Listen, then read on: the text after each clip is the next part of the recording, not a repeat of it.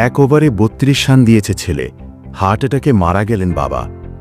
আফগানিস্তানের বিপক্ষে এশিয়া কাপের গুরুত্বপূর্ণ ম্যাচে এক ওভারে ৩২ রান দিয়েছেন শ্রীলঙ্কান ক্রিকেটার দুনিত ভ্রিলালাগে। অন্যদিকে হার্ট অ্যাটাকে মারা গেলেন তার বাবা সুরঙ্গা ভ্রিলালাগে। বৃহস্পতিবার ১৮ সেপ্টেম্বর কোলম্বোয় হৃদরোগে আক্রান্ত হয়ে ভ্রিলালাগের বাবা সুরঙ্গা ভ্রিলালাগের মৃত্যু হয় বলে স্থানীয় গণমাধ্যম নিশ্চিত করেছে। পরে নিজের সোশ্যাল মাধ্যমে এক বার্তায় খবরটি নিশ্চিত করেছেন লঙ্কান কিংবদন্তি লাসিথ মালিঙ্গা।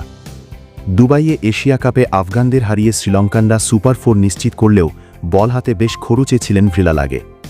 আফগানিস্তানের বিপক্ষে শ্রীলঙ্কান ফাইনাল ম্যাচ চলাকালীন টেলিভিশনে খেলা দেখছিলেন সুরঙ্গা।